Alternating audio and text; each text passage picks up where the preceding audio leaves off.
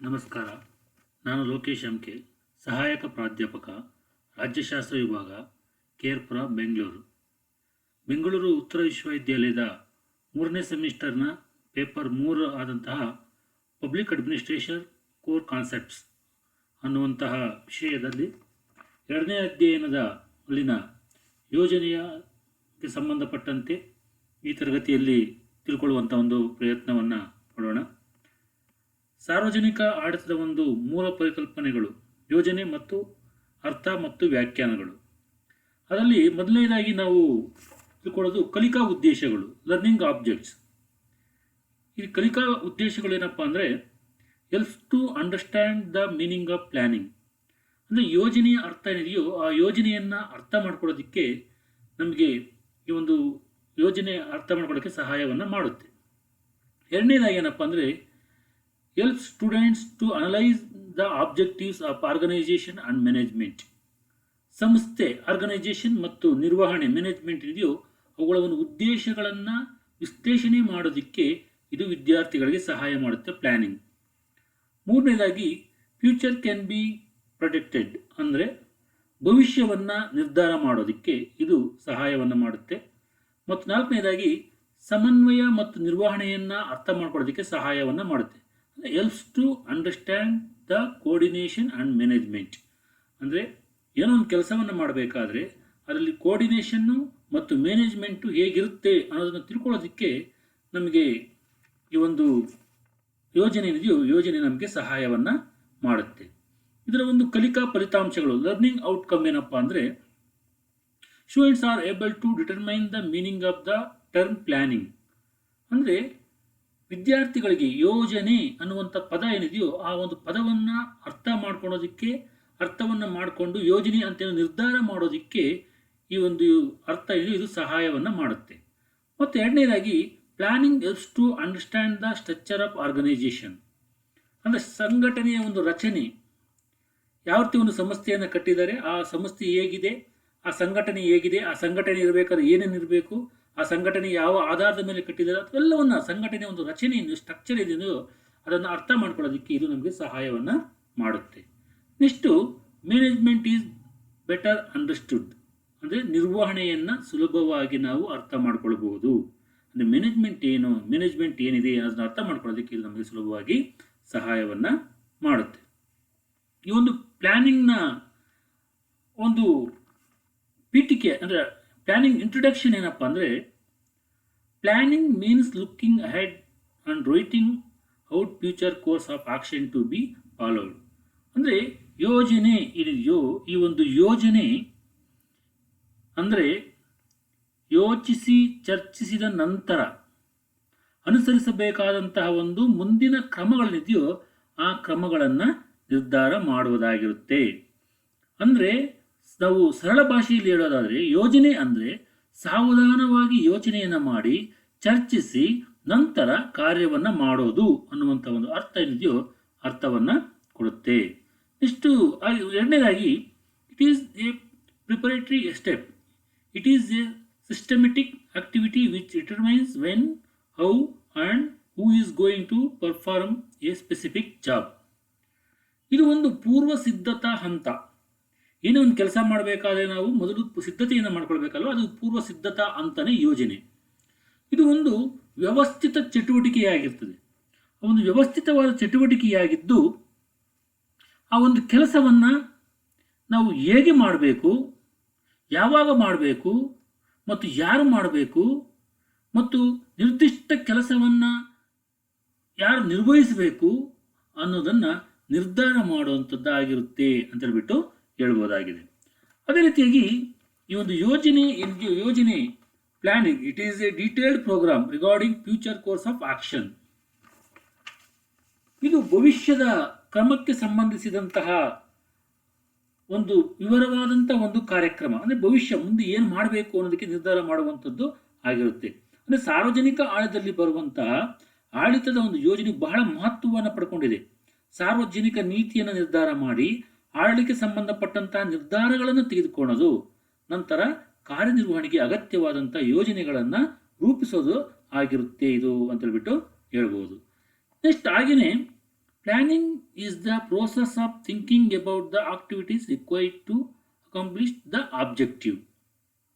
ಅಂದರೆ ಯೋಜನೆ ಅಂದರೆ ಉದ್ದೇಶವನ್ನು ಸಾಧನೆ ಮಾಡೋದಕ್ಕೆ ಅಗತ್ಯವಾದಂಥ ಒಂದು ಚಟುವಟಿಕೆಗಳ ಬಗ್ಗೆ ಯೋಚಿಸುವಂಥ ಒಂದು ಪ್ರಕ್ರಿಯೆ ಏನಿದೆಯೋ ಆ ಒಂದು ಪ್ರಕ್ರಿಯೆ ಆಗಿರುತ್ತೆ ಅಂತ ನಾವಿಲ್ಲಿ ಹೇಳ್ಬೋದು. ಮತ್ತು ಯೋಜನೆ ಅಪೇಕ್ಷಿತ ಫಲಿತಾಂಶಗಳನ್ನು ಪಡೆಯುವ ಮೊದಲು ಮತ್ತು ಇದೊಂದು ಪ್ರಮುಖವಾದಂಥ ಒಂದು ಚಟುವಟಿಕೆ, ಅದು ಪ್ರಮುಖವಾದಂಥ ಫಾರ್ ಮೋಸ್ಟ್ ಆಕ್ಟಿವಿಟಿ ಇದು ಯೋಜನೆ ಅಂತ ಹೇಳ್ಬಿಟ್ಟು ಹೇಳ್ತಾರೆ. ಮತ್ತು it involves to creation and maintenance of a plan such a psychological aspects the require conceptual skills. ಅಂದರೆ ಅಗತ್ಯವಿರುವಂತಹ ಪರಿಕಲ್ಪನಾ ಕೌಶಲ್ಯಗಳ ಮಾನಸಿಕ ಅಗತ್ಯ ಅಂಶಗಳಂತಹ ಯೋಜನೆ ಮತ್ತು ನಿರ್ವಹಣೆ ಏನಿದೆಯೋ ನಿರ್ವಹಣೆಯನ್ನು ಇದು ಒಳಗೊಂಡಿರುತ್ತೆ ಅಂತ ಹೇಳ್ಬಿಟ್ಟು ಹೇಳ್ತೀವಿ. ಮತ್ತು ಯೋಜನೆ ಈ ಒಂದು ಯೋಜನೆಯ ಒಂದು ಅರ್ಥ ಏನಿದೆಯೋ ಅರ್ಥವನ್ನು ನಾವು ಮೀನಿಂಗನ್ನು ತಿಳ್ಕೊಳ್ಳೋದಾದರೆ ಯೋಜನೆ ಏನಿದೆಯೋ ಯೋಜನೆ ಅನ್ನುವಂಥದ್ದು ನಿರ್ವಹಣೆಯ ಒಂದು ಭಾಗ. ಅಂದರೆ planning forms that part of management. It lays down the objectives and various activities to be done for the attainment of objectives. ಅಂದರೆ ಯೋಜನೆ ನಿರ್ವಹಣೆಯ ಭಾಗವಾಗಿರುವಂತಹ ಒಂದು ಯೋಜನೆಗಳು. ಅಂದರೆ ಯೋಜನೆ ಇದು ಒಂದು ಜೀವನ ಒಂದು ವಿಧಾನ. ಇದು ಯೋಜನೆ ಅನ್ನೋದು ಜೀವನವಾದ ಒಂದು ವಿಧಾನ ಆಗಿದ್ದು ಯೋಜನೆ ಮಾನವನ ವಿವೇಕಪೂರ್ಣ ವರ್ತನೆಯನ್ನು ಸೂಚನೆ ಮಾಡುತ್ತೆ. ಇದು ಇಂದು ಎಷ್ಟು ಜನಪ್ರಿಯತೆಯನ್ನು ಗಳಿಸ್ಕೊಂಡಿದೆ ಅಂದರೆ ಇಂದಿನ ಯುಗವನ್ನು ಯೋಜನೆ ಯುಗ ಅಂತ ಕರೀತಾರೆ. ಮಾನವನ ಎಲ್ಲ ಚಟುವಟಿಕೆಗಳು ಸಹ ಯೋಜನೆಯ ಪ್ರಮುಖ ಪಾತ್ರವನ್ನು ವಹಿಸುತ್ತೆ. ಮತ್ತು planning helps to decide what is to be done, how is to be done, when is to be done and by whom is to be done. ಏನು ಮಾಡಬೇಕು, ಹೇಗೆ ಮಾಡಬೇಕು, ಯಾವಾಗ ಮಾಡಬೇಕು ಮತ್ತು ಯಾರಿಂದ ಮಾಡಿಸ್ಬೇಕು ಅನ್ನೋದನ್ನು ನಿರ್ಧಾರ ಮಾಡೋದಕ್ಕೆ ಯೋಜನೆ ಏನಿದೆಯೋ ಯೋಜನೆ ಸಹಾಯವನ್ನು ಮಾಡುತ್ತೆ. ಮತ್ತು planning is intellectual process of thinking resorted to decide a course of action which helps achieve to determine objectives of the organisation future.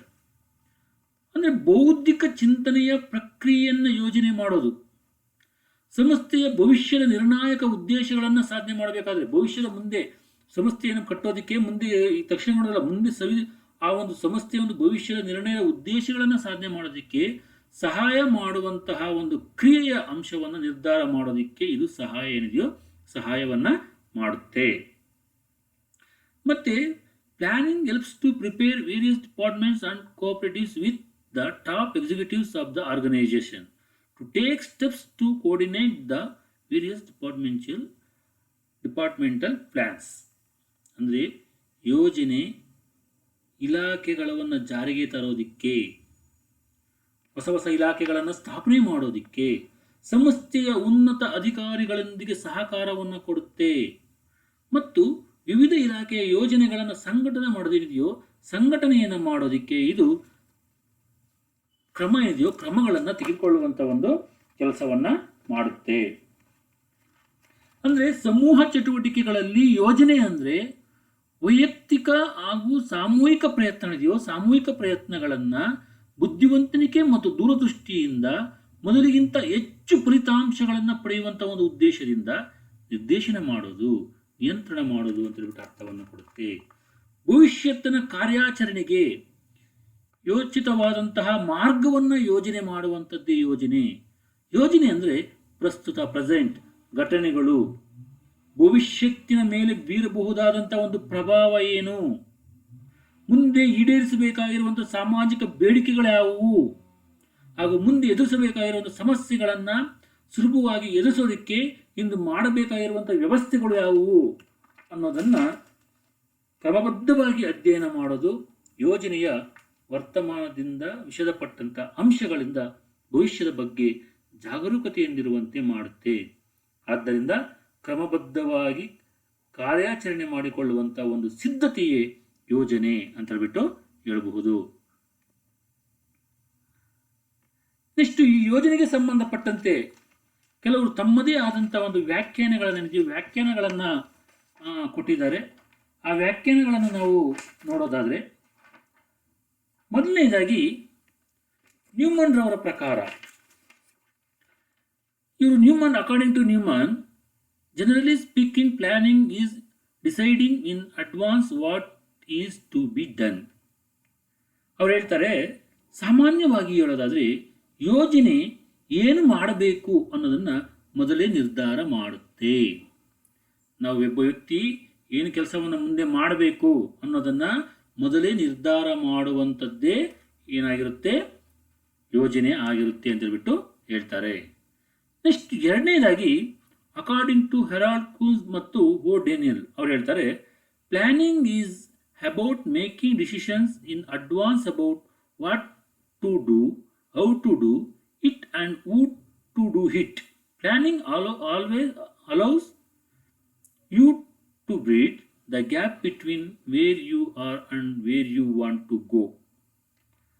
ಅಂದರೆ ಯೋಜನೆ ಏನಿದೆಯೋ ಇವರ ಪ್ರಕಾರ ಯೋಜನೆ ಅಂದರೆ ಏನು ಮಾಡಬೇಕು, ಹೇಗೆ ಮಾಡಬೇಕು ಮತ್ತು ಯಾರು ಮಾಡಬೇಕು ಅನ್ನೋದರ ಬಗ್ಗೆ ಮುಂಚಿತವಾಗಿ ನಿರ್ಧಾರಗಳನ್ನು ತೆಗೆದುಕೊಳ್ಳೋದು.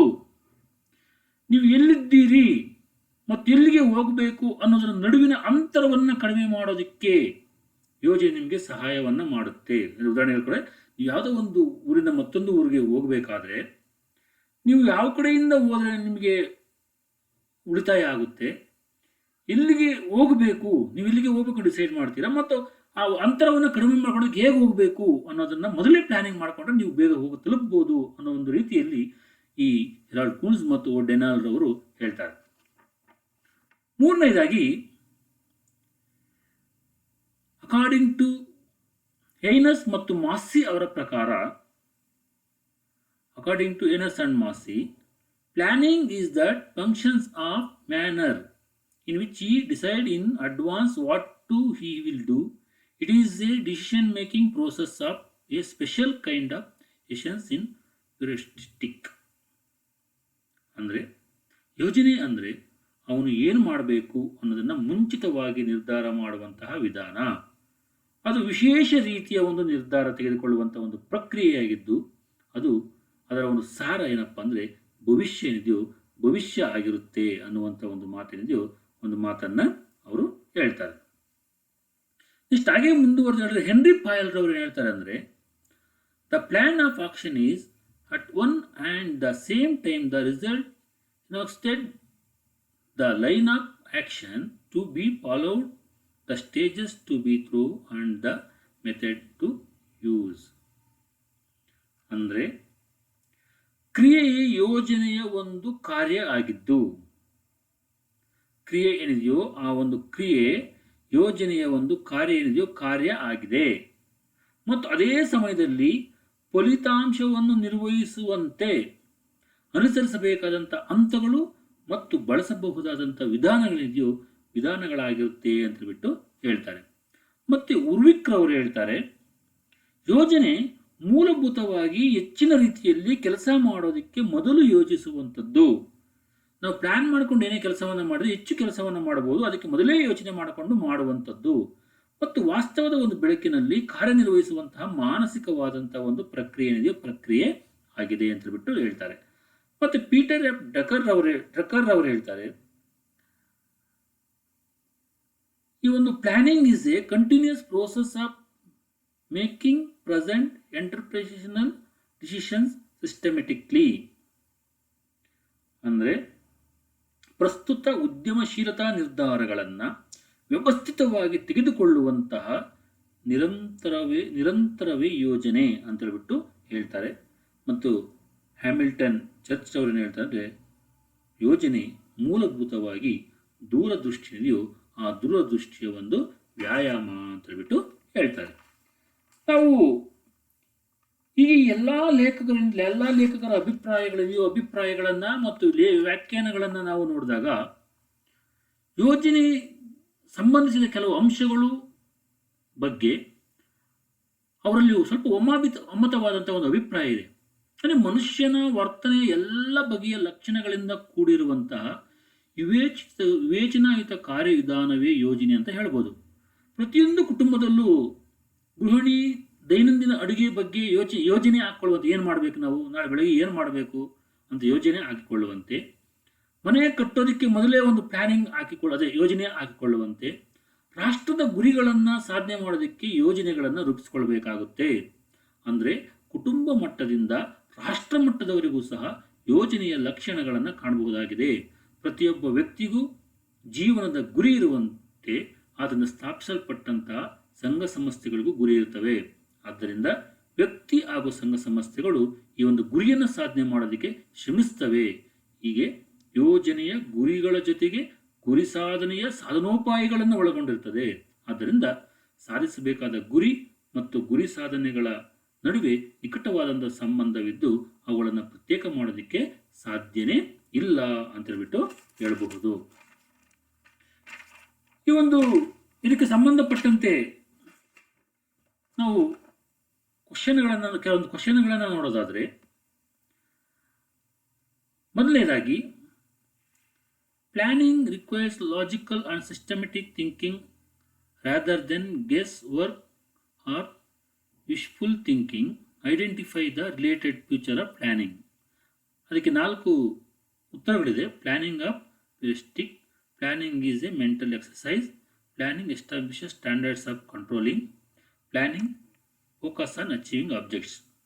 ಇದಕ್ಕೆ ಆನ್ಸರ್ ಬಿ, ಅಂದರೆ planning is a mental exercise, ನಮ್ಮ ಯೋಚನೆಗೆ ಸಂಬಂಧಪಟ್ಟಿರುವಂಥದ್ದು. ಎರಡನೇದಾಗಿ, they represent the end point of planning. Rules 1, methods 2, objects C ಮತ್ತು ಪಾಲಿಸೀಸ್ 4. ಅದರಲ್ಲಿ ಉತ್ತರ ಬಂದು ಆಬ್ಜೆಕ್ಟಿವ್ ಸಿ. ಮೂರನೇದಾಗಿ, the definition generally speaking planning is deciding in advance what is to be done is given by Newman, willing by Dimock, M E. Hurley. ಇದನ್ನು ಕೊಟ್ಟಿರುವಂಥದ್ದು Newman. ನಾಲ್ಕನೇದಾಗಿ, they represent the end point of planning. Rules, methods, objectives, policies. Objective C. ಕೊನೆಯದಾಗಿ, dash six to bridge the gap between where we are and where we want to reach. Organising, directing, stopping, planning.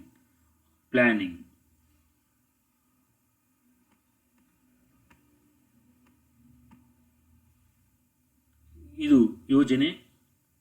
ಯೋಜನೆಯ ಒಂದು ಅರ್ಥ, ಅಂದರೆ ಕಲಿಕಾ ಉದ್ದೇಶ ಏನು, ಯೋಜನೆಯ ಫಲಿತಾಂಶ ಏನು, ಯೋಜನೆಯ ಅರ್ಥ ಏನು, ಯೋಜನೆಯ ಒಂದು ವ್ಯಾಖ್ಯಾನಗಳು. ನಮಸ್ಕಾರ.